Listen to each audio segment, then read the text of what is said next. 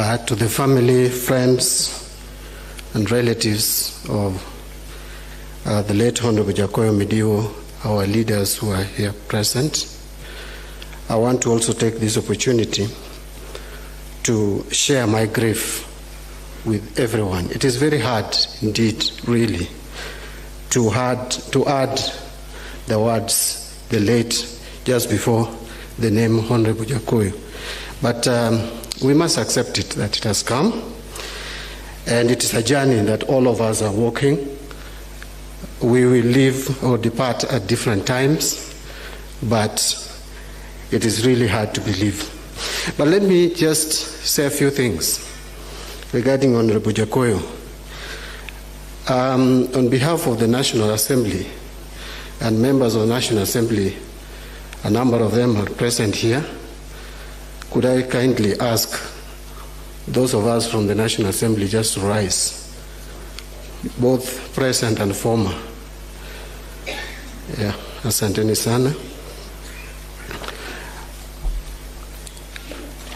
I just want to say three things. Number one, among the members of the current National Assembly, that is the 12th Parliament, I would say that apart from Mili Odhiambo, I served longer with Jakoyo Midiwo in the National Assembly. All that has been said about Jakoyo is correct and accurate.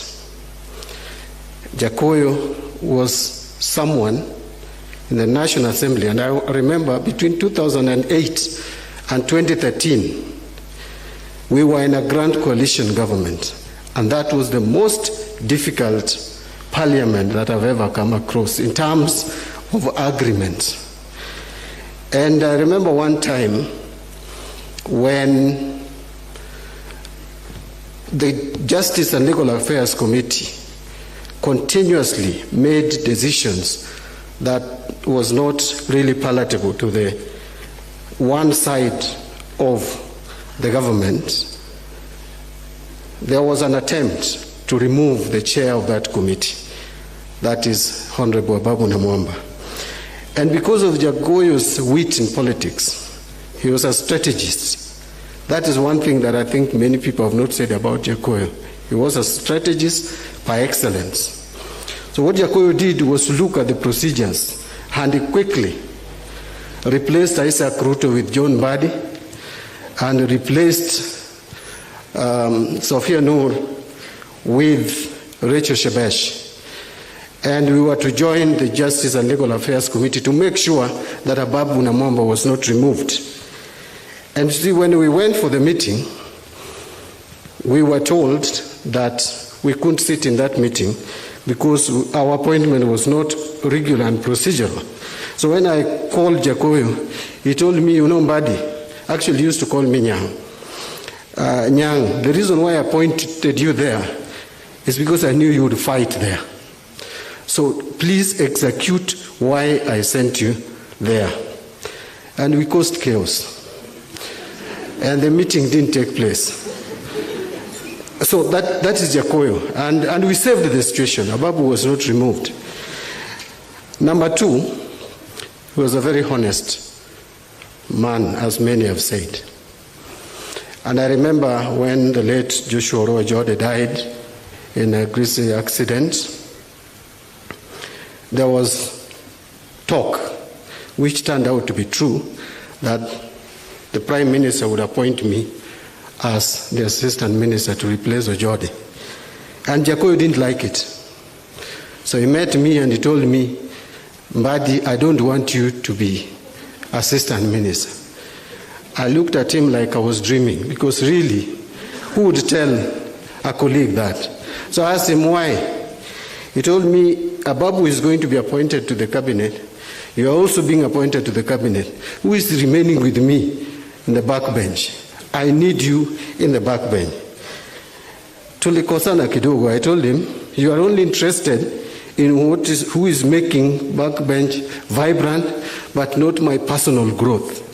I have also to grow, and this is my time to grow, so I disagree with you. Then later, he called me and told me he has reflected on it, and he thinks it is okay. So I told him, if I'm appointed, I will take it. That is Jakoyo for you.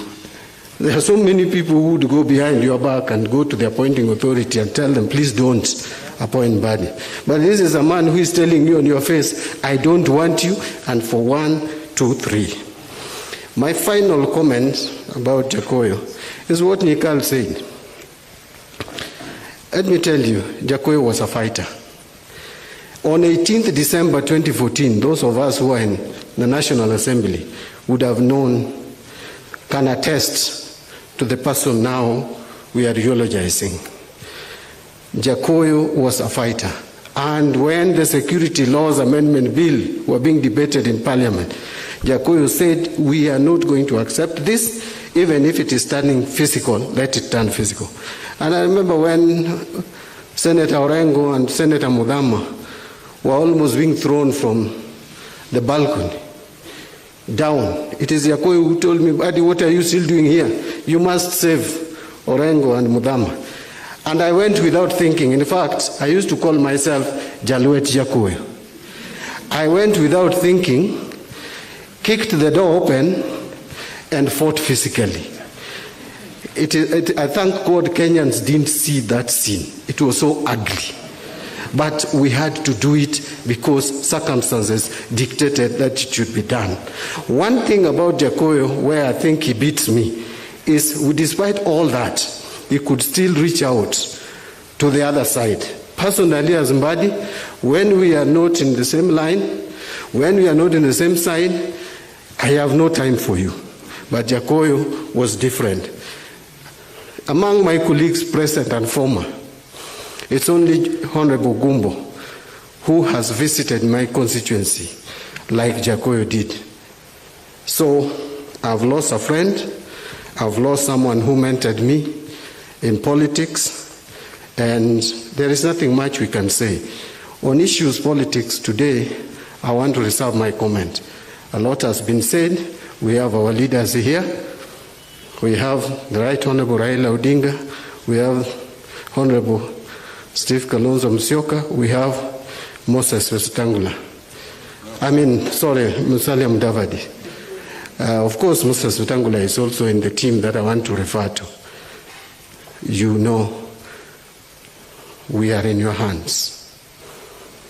Do something. Thank you. Thank you. Yeah, we thank God for that. I know the Member of Parliament for Game is here, and Mheshimiwa, because you will be at home, barring here, and we have a lot we just in